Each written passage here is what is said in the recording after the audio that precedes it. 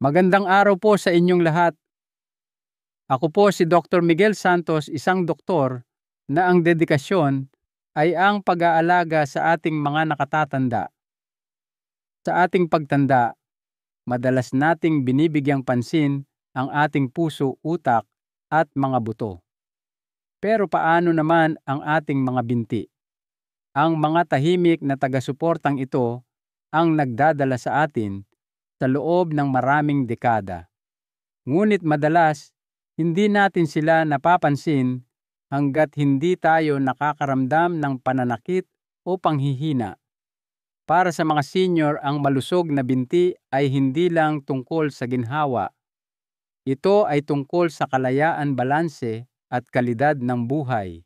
Ang mga problema sa binti sa mga nakatatanda ay karaniwan at malaki ang epekto. Ang sarkopenia o ang pagkawala ng mas ng kalamnan dahil sa edad ay nagpapahina sa mga paa at binti, kaya't bawat hakbang ay nagiging mas mahirap. Ang paninigas ng kasukasuan, pagnipis ng cartilage at patuloy na pamamaga ay nagbabawas ng ating kakayahang kumilos at nagpapataas ng panganib ng pagkahulog. Ang mahinang sirkulasyon at pagkasira ng mga ugat o nerve ay maaaring mauwi sa pamamanhid mga sugat na hindi gumagaling at malubhang komplikasyon, lalo na sa mga taong may diabetes. Ngunit may magandang balita. May kapangyarihan ang nutrisyon na protektahan at ibalik ang kalusugan ng ating mga binti. Habang karamihan sa mga usapan tungkol sa nutrisyon ay nakatuon sa mga bitamina at mineral tulad ng calcium, vitamin D at magnesium, mayroon ding isang grupo ng mga sangkap na hindi bitamina o mineral na direktang sumusuporta sa lakas, istruktura at paggana ng ating mga binti. Halina't isa-isahin natin ang 6 na pinakamabisang sustansya para labanan ang panghihina ng binti. Una, pag-usapan natin ang protina. Habang tayo ay tumatanda, isa sa mga unang senyales ng pagtanda ay madalas na lumalabas sa ating mga binti. Ang pag-akyat sa hagdanan ay parang mas mahirap, ang paglalakad ng malayo ay nagiging nakakapagod, at kahit ang simpleng pagtayo mula sa upuan ay nangangailangan ng mas malaking pagsisikap. Ang mga maliliit na pagbabagong ito ay madalas na unang bulong ng sarkopenia, ang unti-unting pagkawala ng lakas at mas ng kalamnan na nakakaapekto sa halos sangkatlo ng mga may edad 60 pataas. Ngunit hindi ba't maiiwasan ang paghinang ito? May magagawa ba tayo? Partikular, mayroon bang isang sustansya na makakatulong na mapanatili ang lakas at sigla ng ating mga binti habang tayo ay tumatanda? Ang sagot ay oo. At ang sustansyang iyon ay protina. Ang protina ay hindi lamang para sa mga bodybuilder o atleta. Para sa mga nakatatanda, ito ay isang pangunahing sangkap para sa malusog na pagtanda, lalo na pagdating sa paggana ng binti. Ang ating mga kalamnan ay gawa sa protina, at habang tayo ay tumatanda, hindi na tayo gaanong epektibo sa paggamit nito para magkumpuni at magtayo muli ng kalamnan. Ang phenomenon na ito, na kilala bilang anabolic resistance, ay nangangahulugan na kailangan ng katawan ng mas maraming dekalidad na protina upang makamit ang parehong resulta sa pagbuo ng kalamnan na dati madali lang. Dito nagiging tunay na powerhouse ang protina. Nagbibigay ito ng mga hilaw na materyales para mapanatili ang lean muscle tissue na mahalaga para sa lakas, balanse at paggalaw ng binti. Ngunit ang mas kahanga-hanga ay kung paano gumagana ang isang partikular na amino acid, ang leucine, bilang isang switch sa ating katawan. Sagana ito sa mga pagkain tulad ng gatas, itlog at karne. Ang leucine ay nagpapagana sa isang mahalagang growth pathway sa katawan na tinatawag na mTOR, na nagpapadala ng malinaw na senyales na simulan ang pagbuo ng kalamnan. Kung wala ang senyales na iyon, kahit ang isang pagkaing mayaman sa protina ay maaaring hindi lubos na sumuporta sa pagpapanatili ng kalamnan na kailangan ng tumatandang mga binti.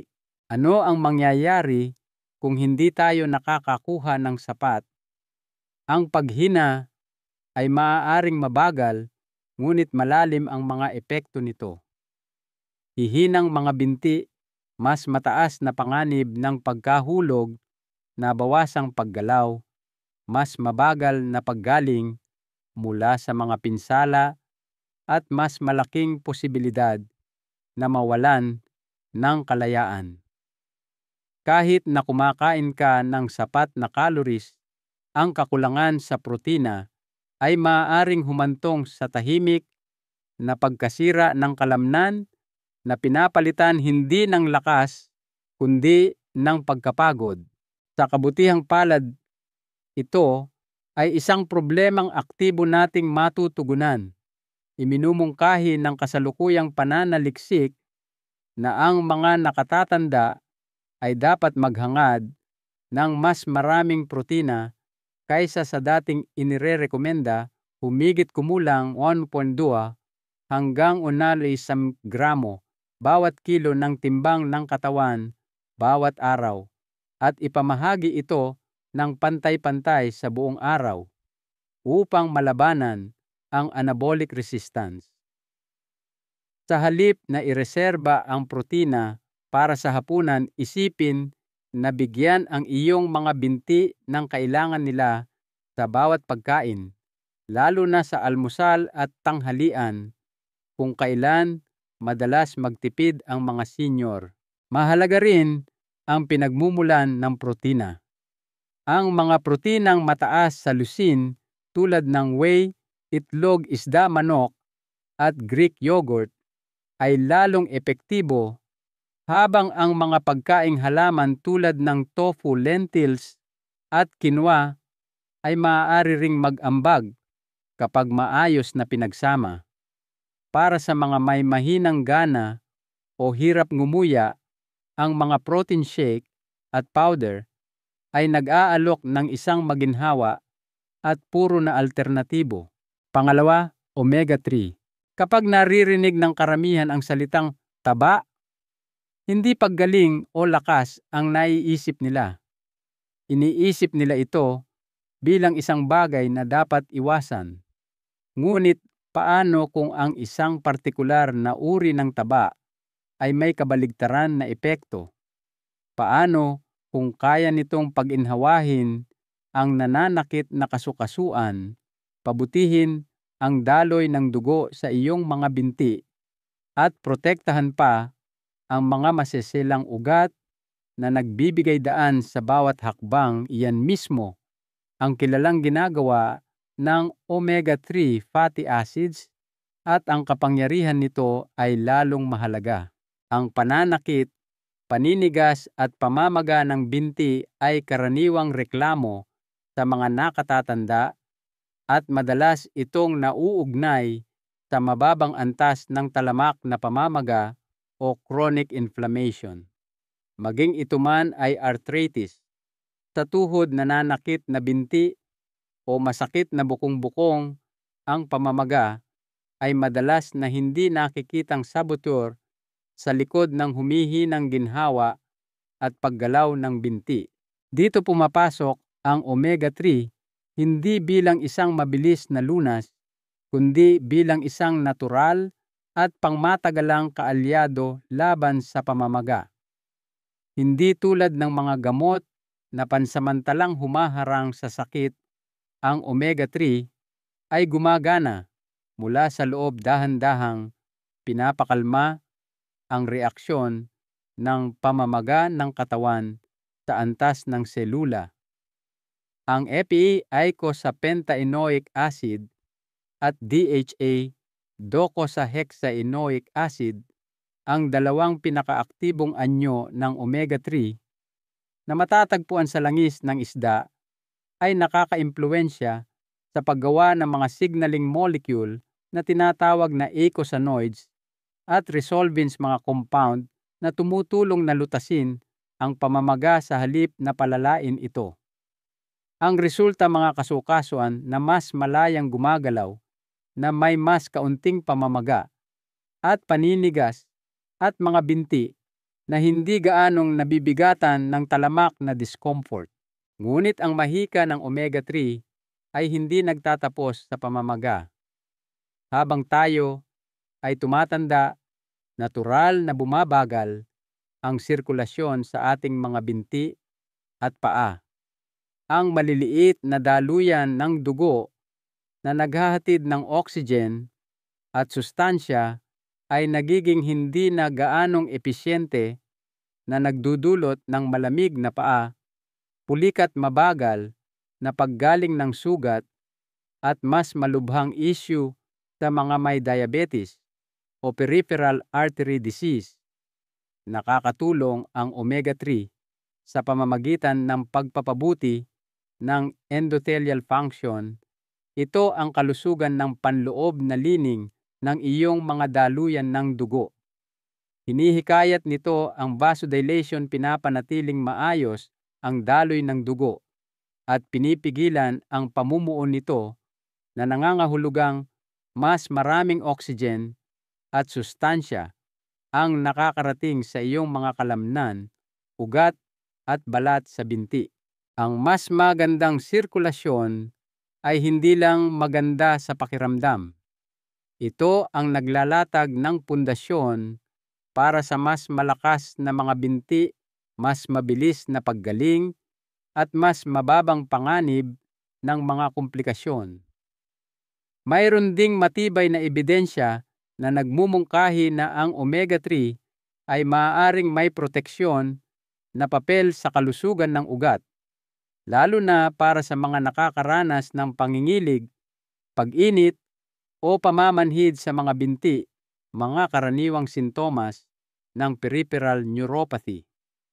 Sa pamamagitan ng pagbabawas ng oxidative stress at pagtataguyod ng pagbabagong buhay ng mga selula ng ugat, maaaring makatulong ang omega-3 na mapanatili ang pakiramdam at mabawasan ang discomfort sa mga binti. Kaya saan mo mahahanap ang pambihirang taba na ito? Ang pinakamahusay na mapagkukunan ay ang mga matatabang isda sa malamig na tubig tulad ng salmon, mackerel, sardinas, at dilis na mayaman sa EPA at DHA. Para sa mga hindi regular na kumakain ng isda, ang mga purified fish oil supplement o algal oil, isang opsyon na vegan, ay maaaring magbigay ng epektibong alternatibo. Habang ang tamang dosis ay nag-iiba batay sa mga individual na pangangailangan, maraming pag-aaral ang sumusuporta sa 1,000 hanggang 2,000 mg ng pinagsamang EPA at DHA bawat araw para sa mga benepisyong anti-inflammatory at cardiovascular. Pangatlo, collagen. Maaaring hindi mo ito nakikita, ngunit sa ilalim ng bawat malakas na hakbang na babaluktot na tuhod at matatag na bukong-bukong ay mayroong isang nakatagong balangkas, ang collagen. Ito ay nakahabi sa iyong mga litid, nagbibigay kusyon sa iyong mga kasukasuan at nagbibigay ng pagka-elastiko sa iyong mga ligament. Ito ang literal na nagpapanatiling buo sa iyong mga binti. Ngunit sa paglipas ng mga taon, ang istrukturang ito ay tahimik na humihina.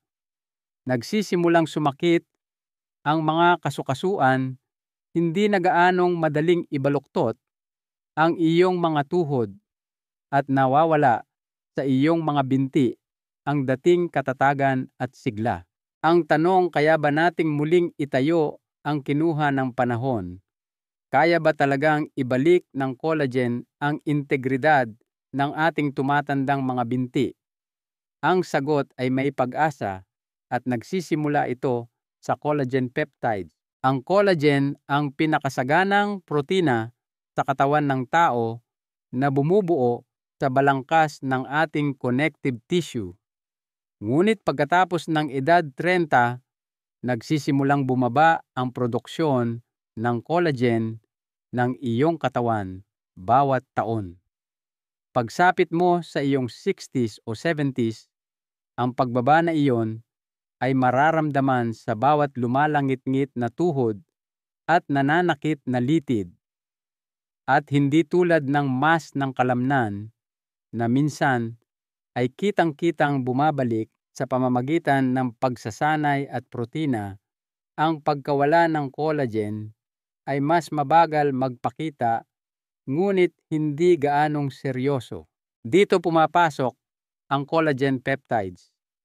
Hindi tulad ng ordinaryong collagen sa pagkain, ang hydrolyzed collagen peptides ay pinaghiwa-hiwalay sa maiikling amino acid chain na madaling masipsip sa daluyan ng dugo. Kapag nandoon na, hindi lang sila nawawala.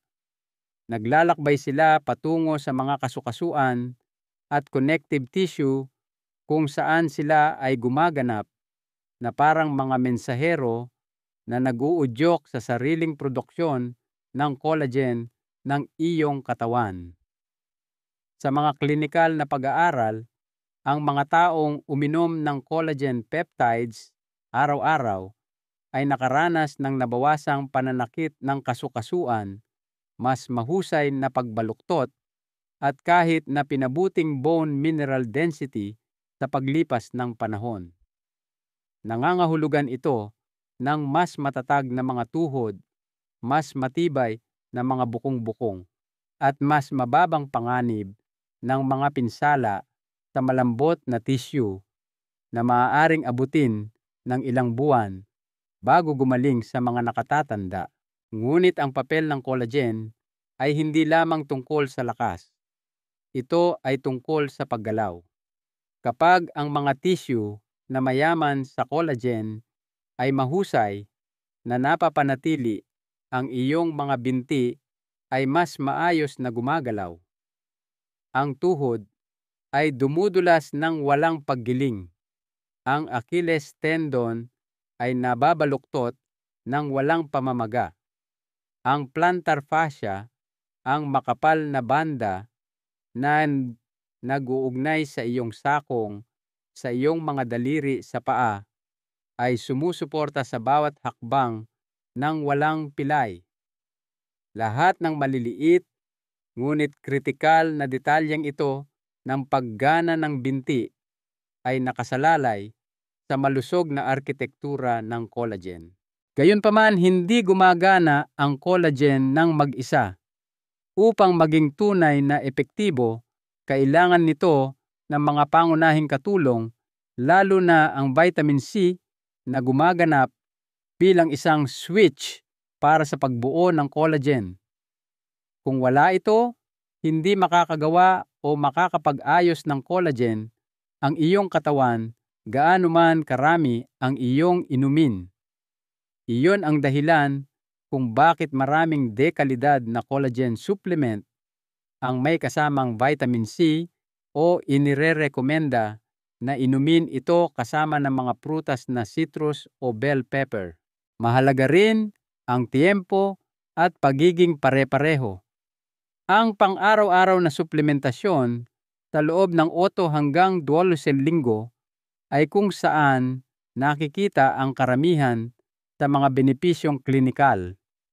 Tungkol naman sa mga pinagmumulan, ang collagen peptides ay karaniwang nagmumula sa bovine, baka marine isda o porcine baboy na collagen. Bagamat lahat ay naglalaman ng mahahalagang amino acid tulad ng glycine proline at hydroxyproline na kailangan ng iyong katawan upang muling buuin ang connective tissue, madalas na pinupuri ang marine collagen dahil sa mas mahusay nitong pagsipsip. Gayunpaman, nananatiling pinakapinag-aralan ang bovine pagdating sa suporta sa kasukasuan at buto. Pang-apat, creatine. May paraan ba upang maibalik ang malalim na enerhiya sa selula na nagpapalakas sa ating mga binti, lalo na sa mga tumatanda na? Ipasok ang creatine, isang sustansya na madalas na napagkakamalang suplemento lamang para sa mga bodybuilder, ngunit lalong kinikilala bilang isang powerhouse para sa malusog na pagtanda. Sa kaibuturan nito, ang creatine ay isang natural na compound na nakaimbak sa iyong mga kalamnan, kung saan ito ay gumaganap bilang isang mabilis na reserbang enerhiya. Sa tuwing ikaw ay tumatayo, umaakyat o nagbubuhat, lalo na kung ang kilos ay mabilis o malakas, ginagamit ng iyong mga kalamnan ang creatine upang muling buuin ang ATP, ang molekula na nagpapagana sa pag-urong ng kalamnan. Ito ay tulad ng pagkakaroon ng isang backup generator para sa iyong mga binti. Ngunit habang tayo ay tumatanda, bumababa ang ating natural na mga imbakan ng creatine at gayon din ang ating kakayahang gumawa ng mabilis at episyenteng enerhiya habang gumagalaw.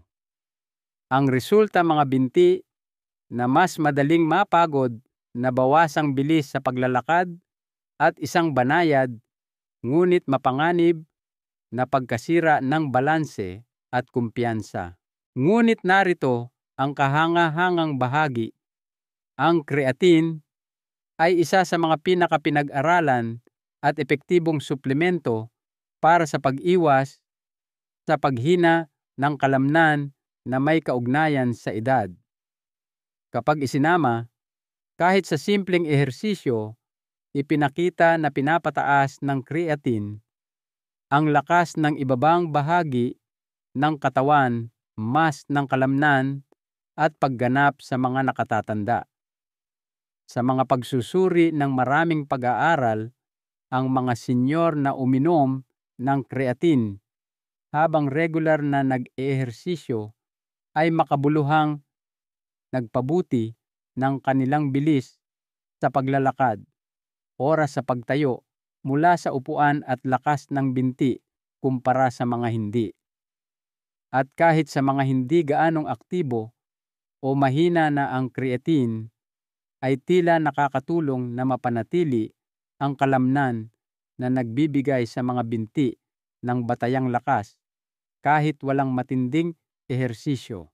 Ngunit ang mga benepisyo ng creatine ay higit pa sa kalamnan.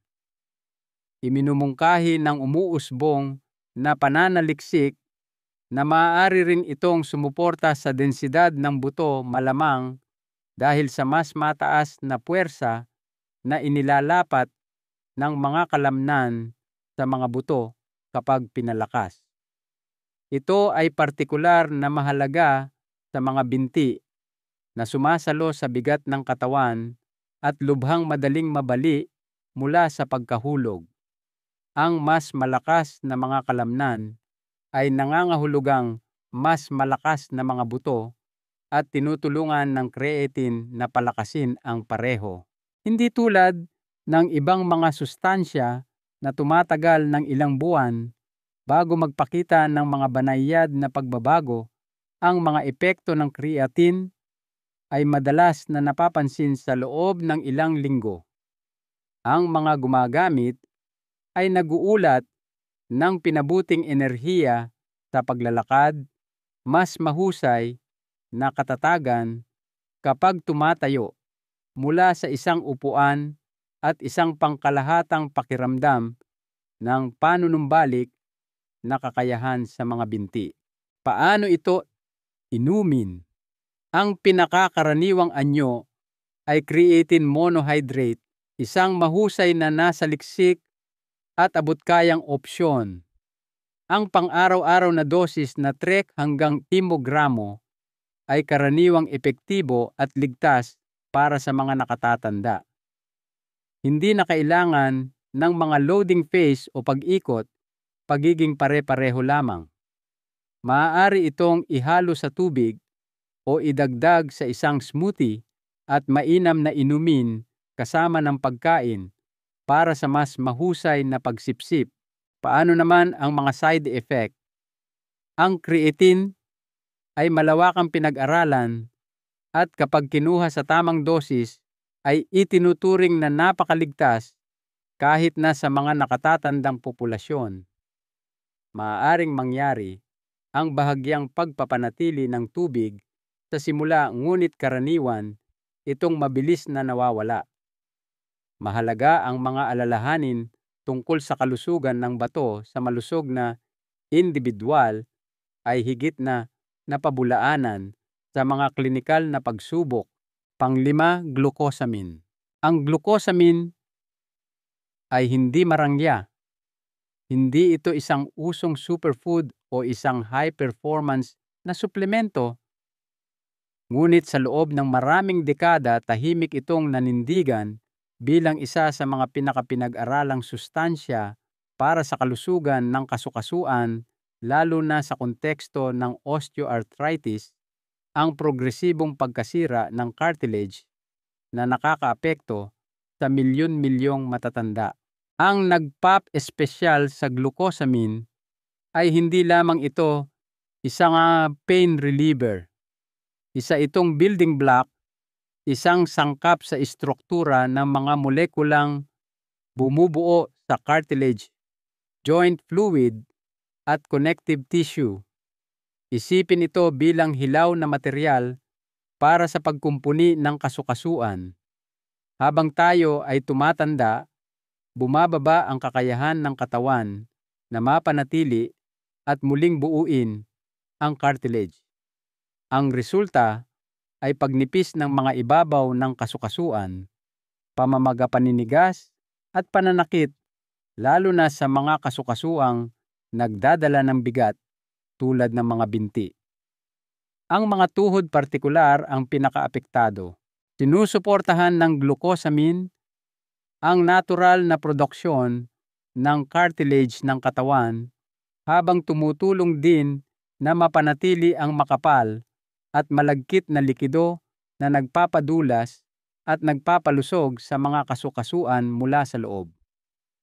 Sa ilang pangmatagalang pag-aaral, kabilang ang mga sinuri sa mga Cochrane meta-analysis, ipinakita na ang glucosamine partikular sa anyong sulfate ay nakakabawas ng pananakit ng kasukasuan at nagpapabagal sa paglala ng pagkawala ng cartilage, lalo na sa tuhod. At habang karamihan sa mga pag-aaral na ito ay nakatuon sa tuhod, ang mga prinsipyo ay naaangkop din sa mas maliliit na kasukasuan sa mga bukong-bukong at paa, kung saan ang pagkasira ng cartilage ay maaaring maging kasing debilitante. Ngunit marahil ang pinakahindi napapahalagahang aspeto ng glucosamine ay ang epekto nitong nagpapatatag. Hindi tulad ng mga mabilisang lunas na nagtatakip sa sakit, ang glucosamine ay nagbibigay ng suporta sa istruktura. Gumagana ito ng paunti-unti, pinapatibay ang panloob na balangkas ng mga kasukasuan sa paglipas ng panahon. Madalas na nag-uulat ang mga gumagamit ng banayad ngunit makabuluhang mga pagpapabuti, mas kaunting paglagutok, mas madaling pagbaluktot, mas tuloy-tuloy na paggalaw, at mas malaking kumpiyansa sa mga pang-araw-araw na gawain tulad ng pag-akyat sa hagdan o paglalakad sa hindi pantay na lupa. Ang glucosamine ay mahusay ding kasama ng chondroitin, isa pang compound na sumusuporta sa cartilage, at magkasama nagpakita sila ng katamtaman ngunit pare-parehong mga pagpapabuti sa paggalaw at ginhawa ng kasukasuan. Gayunpaman, ang glucosamine lamang ay may halaga pa rin, lalo na kapag ininom ng maaga bago lumala ang pinsala sa kasukasuan. Ito ay isang mabagal na solusyon, hindi isang magic bullet. Ngunit para sa mga tumatandang binti, ang mabagal at tuloy-tuloy ang nananalo sa karera. Paano ito dapat inumin? Ang karaniwang dosis para sa glucosamine sulfate ay 1,500 ml/grammo bawat araw. Madalas na hinahati sa 2 o 3 mas maliit na dosis kasama ng pagkain. Maaaring tumagal ng 4 hanggang 8 linggo bago mapansin ang mga benepisyo, kaya't mahalaga ang pagiging pare-pareho. Bagamat ito ay karaniwang ligtas, ang mga taong may allergy sa shellfish ay dapat mag-ingat dahil ang ilang mga suplemento ay nagmula sa mga balat ng shellfish, bagaman maraming mga opsyon na galing sa halaman o gawa ng tao ang magagamit na ngayon. Pang-anim, curcumin. Matagal nang ginagamit sa mga tradisyonal na sistema ng medisina tulad ng Ayurveda at Chinese herbalism. Ang curcumin ay nakakuha ng pandaigdigang atensyon sa mga nakaraang taon dahil sa malakas nitong mga katangiang anti-inflammatory at antioxidant. Ngunit hindi lamang ito alamat. Pinatunayan ng modernong agham ang mga epekto ng curcumin sa daan-daang pag-aaral na marami sa mga ito ay nakatuon sa papel nito sa mga talamak na kondisyon ng kasukasuan at kalamnan. Sa partikular, nagpakita ng pangako ang curcumin sa pamamahala ng osteoarthritis, tendinitis at pananakit dahil sa pamamaga lahat ay karaniwang nakakaapekto sa mga binti at ibabang bahagi ng katawan sa mga nakatatanda. Paano ito gumagana sa antas ng selula? Pinipigilan ng curcumin ang sunod-sunod na reaksyon ng pamamaga sa pamamagitan ng pagharang sa mga pangunahing enzyme tulad ng COX-2 at 5-LOX at mga signaling molecule tulad ng TNF-alpha at interleukins na nagpapasiklab sa pamamaga at pananakit. Hindi tulad ng mga karaniwang NSAID na madalas may kasamang mga side effect sa tiyan o pangmatagalang panganib, ang curcumin ay mas banayad sa katawan, lalo na kapag ininom sa mga na-optimize na anyo. Ipinakita pa ng mga klinikal na pagsubok na ang curcumin ay kasing epektibo ng ibuprofen sa pagbabawas ng pananakit at paninigas ng kasukasuan sa mga pasyenteng may arthritis na may mas mahusay na profile ng kaligtasan. Para sa tumatandang mga binti, nangangahulugan ito ng mas kaunting pamamaga sa mga tuhod na bawasang tensyon sa mga sobrang ginamit na litid at mas maraming ginhawa habang gumagalaw. Ito ay partikular na kapakipakinabang sa mga kondisyon tulad ng plantar fasciitis, kung saan ang pamamaga sa makapal na banda ng tissue sa ilalim ng paa ay nagdudulot ng pananakit ng sakong sa bawat hakbang, isang kondisyon na kilalang mahirap pamahalaan.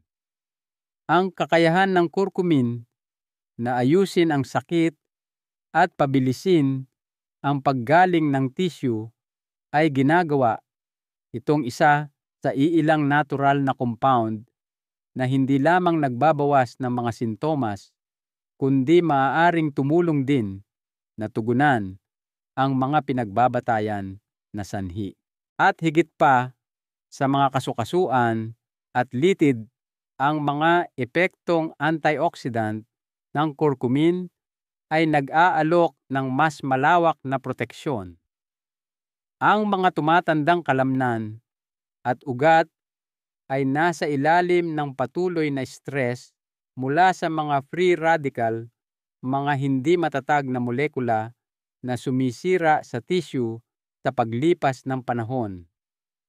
Pinapawalang bisa ng curcumin ang mga radical na ito na posibleng nagpapanatili ng integridad ng kalamnan at sumusuporta pa sa kalusugan ng ugat na mahalaga sa pag-iwas sa pamamanhid ng binti o sakit sa ugat, lalo na sa mga taong may diabetes o mga problema sa sirkulasyon.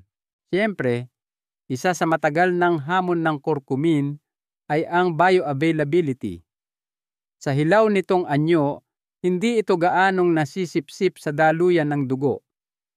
Sa kabutihang palad na lutas na ito ng mga modernong formulasyon, ang mga pinahusay na bersyon tulad ng curcumin na may piperin mula sa katas ng itim na paminta phytosomal curcumin o nanocurcumin ay malawak ng magagamit at makabuluhang mas epektibo.